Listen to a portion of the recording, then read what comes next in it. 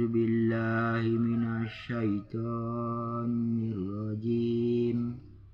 Bismillahirrahmanirrahim. Alhamdulillah. Kita lanjutkan dengan amalan berikutnya. Taklim rumah. Allahumma sholli ala Sayyidina Muhammad wa ala ali Sayyidina Muhammad. Assalamualaikum warahmatullahi wabarakatuh. Kitab tentang hari kiamat, surga dan neraka. Diriwayatkan dari Abu Hurairah radhiyallahu anhu, Rasulullah sallallahu alaihi wasallam bersabda, sesungguhnya akan tiba seorang lelaki besar lagi gemuk pada hari kiamat, namun di sisi Allah Subhanahu wa taala tidak dapat menandingi timbangan sayap seekor nyamuk. Kamu bacalah ayat yang artinya, mereka itu orang-orang yang telah kufur terhadap ayat-ayat Tuhan mereka dan kufur terhadap perjumpaan dengan Dia. Maka hapuslah amalan-amalan mereka, dan kami tidak mengadakan suatu penilaian bagi amalan mereka pada hari kiamat. Quran Surat Al-Kahfi ayat 105. Diriwayatkan dari Abdullah bin Mas'ud radhiyallahu anhu, seorang pendeta datang berjumpa Nabi sallallahu alaihi wasallam, lalu berkata, wahai Muhammad, atau wahai Abul Qasim, pada hari kiamat Allah Subhanahu wa taala memegang langit, bumi, gunung, ganang, pohon, air, tanah, dan semua makhluk dengan jari-jarinya. Kemudian Dia menggoyangnya sambil berfirman, akulah raja, akulah raja. Lalu Rasulullah sallallahu alaihi wasallam tertawa karena kagum mendengar kata-kata pendeta tersebut sambil membenarkannya. Kemudian membaca ayat, dan mereka tidak mengagungkan Allah dengan mengagungkan yang semestinya.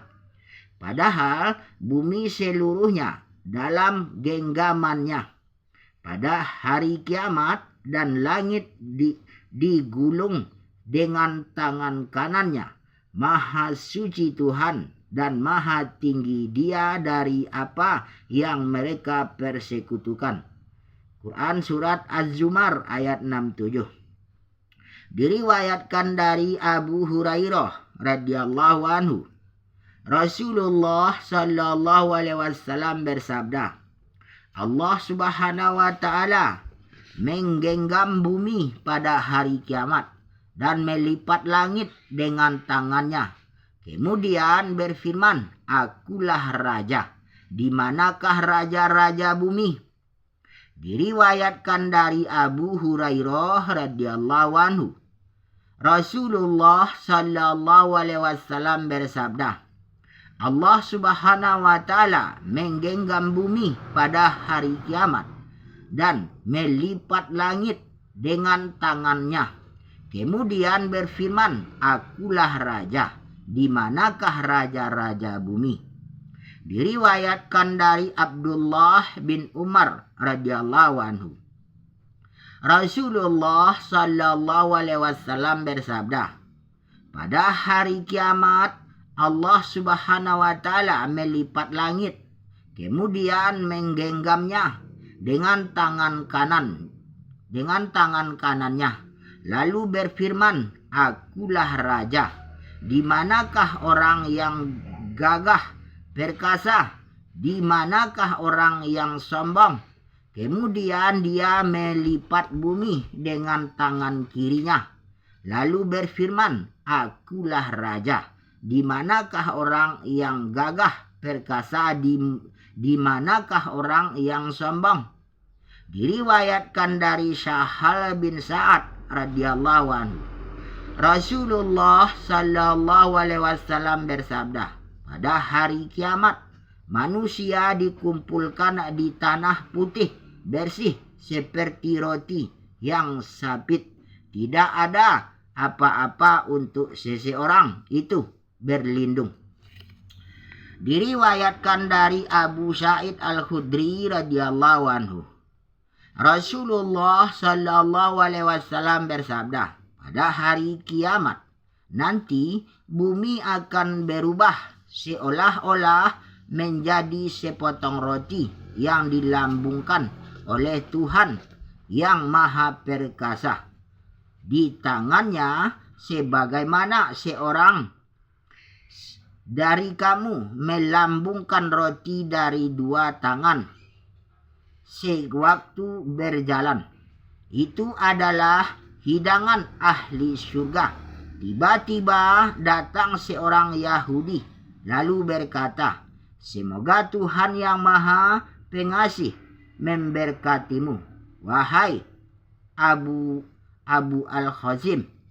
Inginkah engkau mendengar ceritaku tentang hidangan ahli surga pada hari kiamat?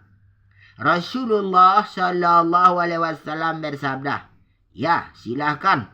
Orang tersebut berkata, bumi akan berubah seolah-olah menjadi sepotong roti, sebagaimana sabda Rasulullah sallallahu alaihi wasallam. Mendengar kata-kata tersebut, Rasulullah sallallahu alaihi wasallam memandang kepada kami, kemudian tertawa hingga kelihatan gigi gerahamnya. Orang tersebut berkata lagi, inginkah kamu aku ceritakan tentang lauk pauk mereka? Rasulullah sallallahu alaihi wasallam menjawab, ya.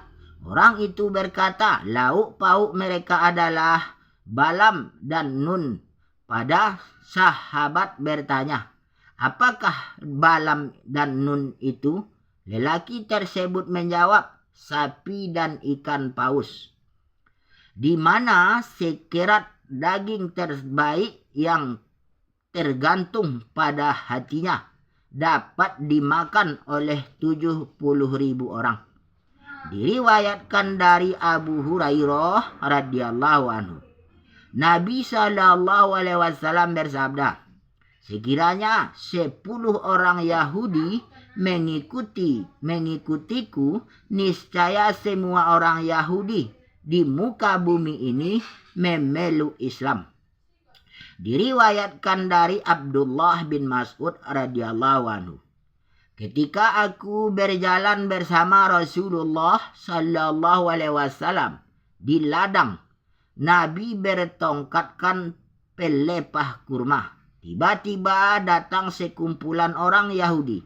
Sebahagian dari mereka berkata kepada sebagian yang lain, tanyalah dia tentang roh. Sebahagian lagi menjawab, apakah kamu takut terhadapnya? Dia tidak akan melakukan sesuatu yang tidak diinginkan terhadap kamu. Sebahagian dari mereka tetap berkata, tanyalah dia. Lalu sebagian antara mereka berjumpa Rasulullah sallallahu alaihi wasallam dan bertanya tentang roh. Nabi sallallahu alaihi wasallam diam, tidak menjawab. Pada anggapanku ketika itu Nabi sedang menerima wahyu. Abdullah berkata, aku tetap berdiri di situ. Setelah selesai menerima wahyu, Rasulullah sallallahu alaihi wasallam menjawab dengan membaca ayat yang artinya, dan mereka bertanya kepadamu tentang roh. Katakanlah, roh itu termasuk urusan Tuhanku, dan tidaklah kamu diberi pengetahuan melainkan sedikit. Quran surat Al-Isra ayat 85. Diriwayatkan dari Khabbab radhiyallahu anhu, Al-Ash bin Wa'il berhutang kepadaku. Aku berjumpanya lalu bertanya, "Inginkah kamu membayar hutangku?" Dia menjawab, "Aku tidak akan membayar hutangmu hingga engkau kufur terhadap Muhammad." Aku menjawab, "Aku tidak akan kufur kepada Muhammad sekalipun engkau mati dan dibangkitkan kembali."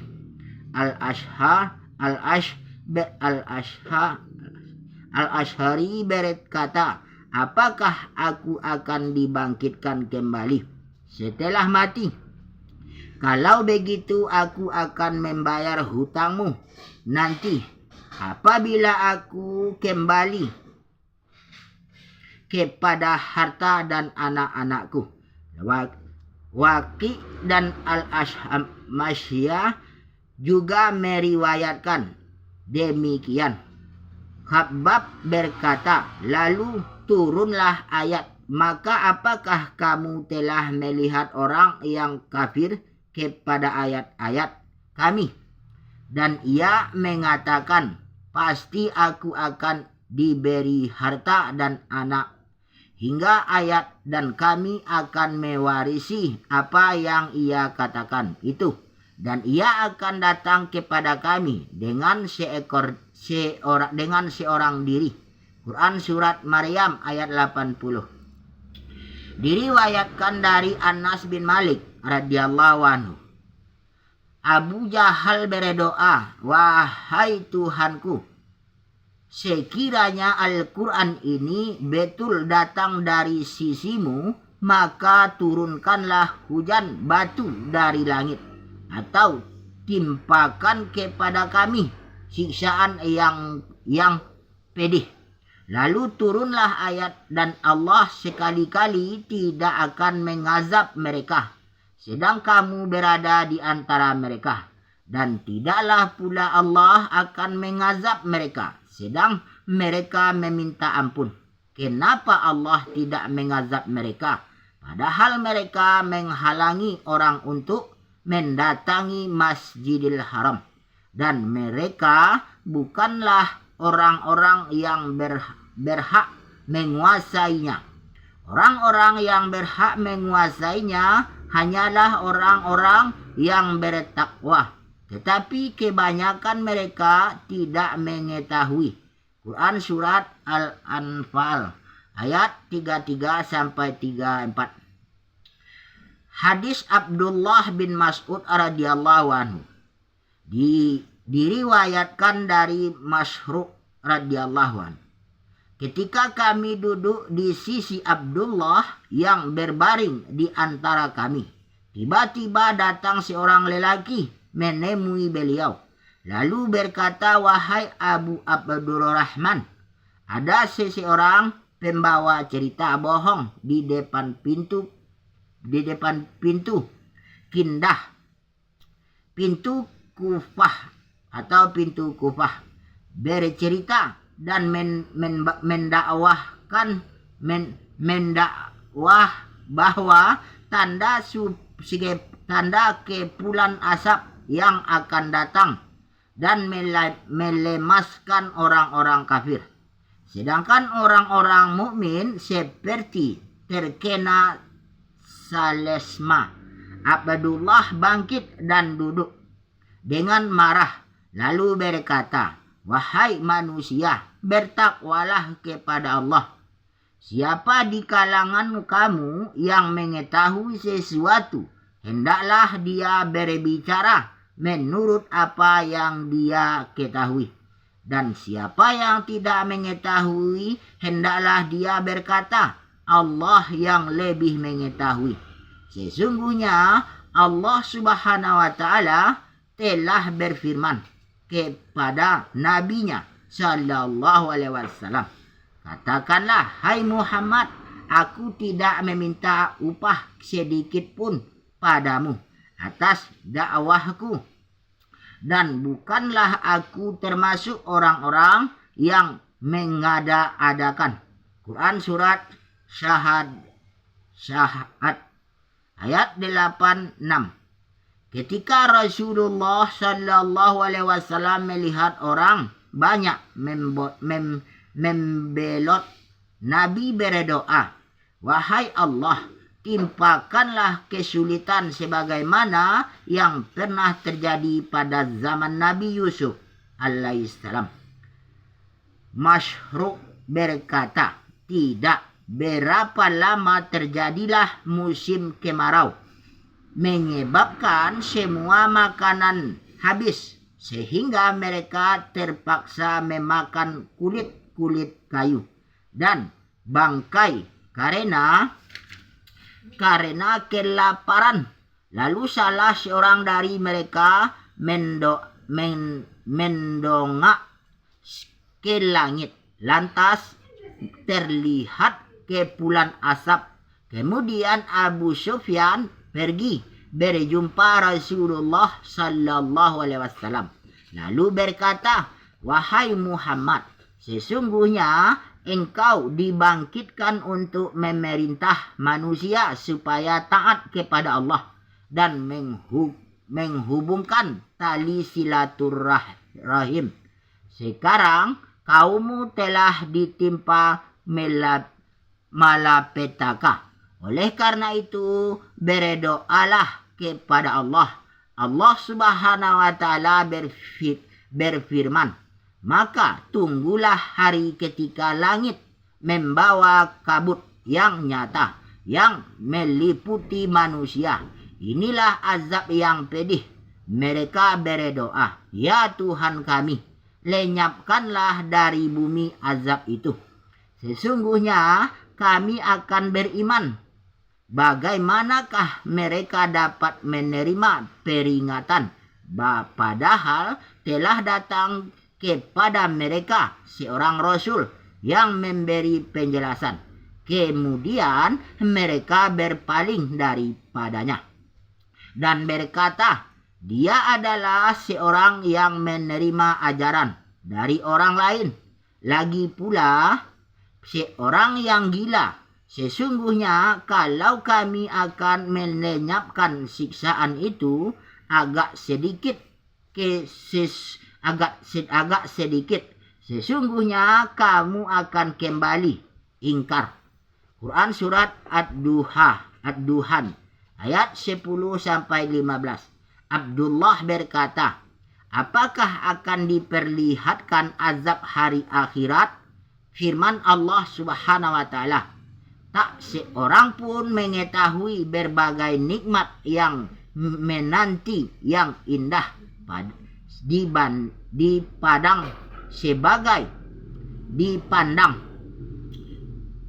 sebagai balasan bagi mereka atas apa yang mereka kerjakan." Quran surat As-Sajdah ayat 17.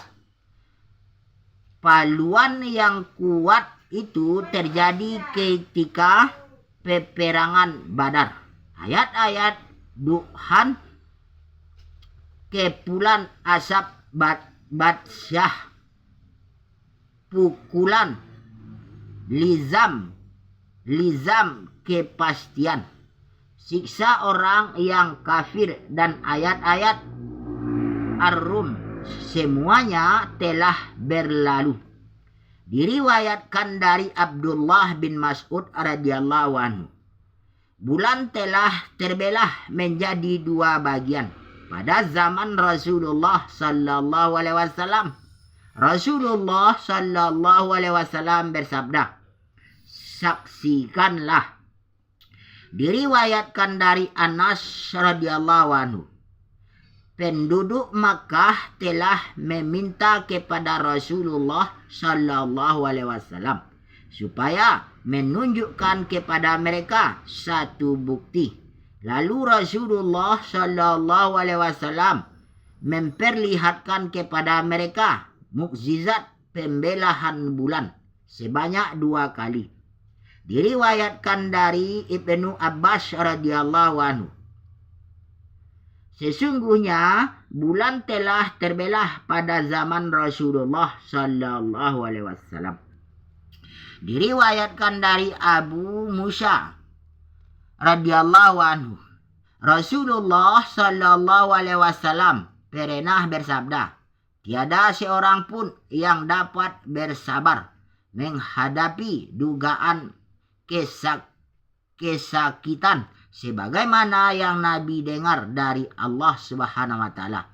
Bahkan mereka menyekutukan Allah serta beranggapan dia mempunyai anak. Namun begitu Allah Subhanahu wa taala tetap melindungi dan mengaruniakan rejeki kepada mereka.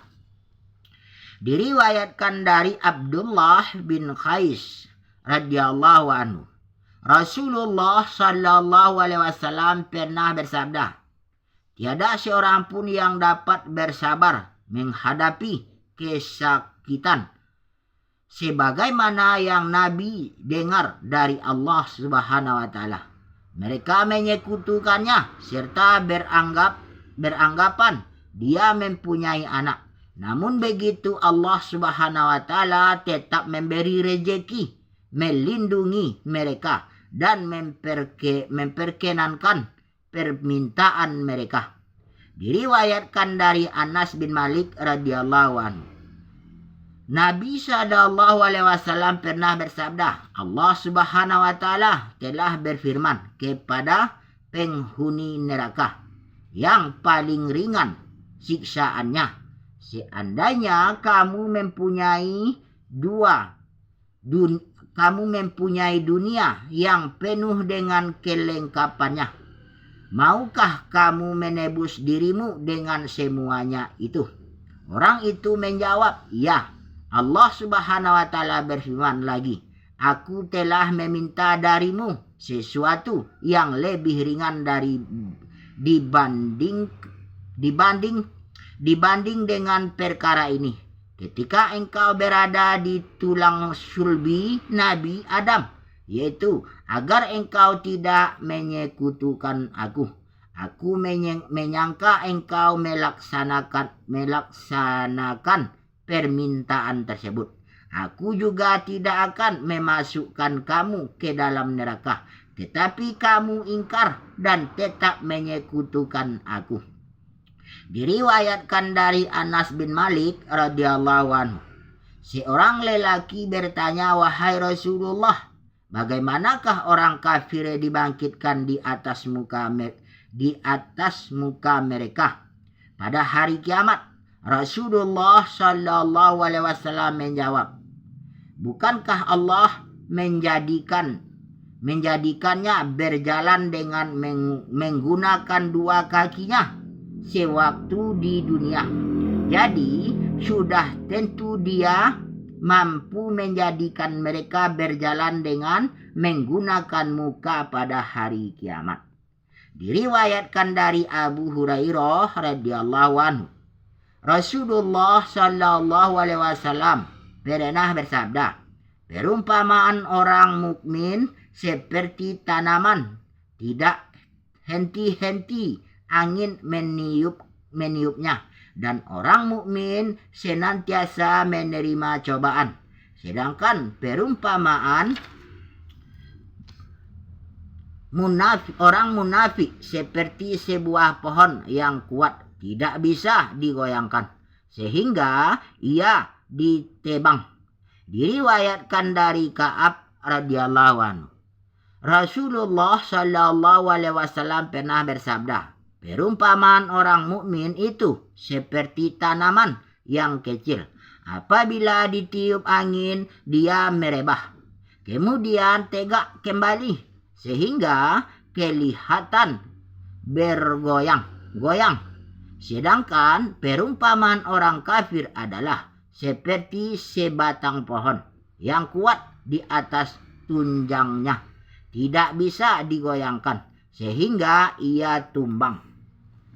Diriwayatkan dari Abdullah bin Umar radhiyallahu anhu, Rasulullah sallallahu alaihi wasallam pernah bersabda, sesungguhnya dari semua jenis pohon terdapat satu jenis pohon yang susah gugur daunnya.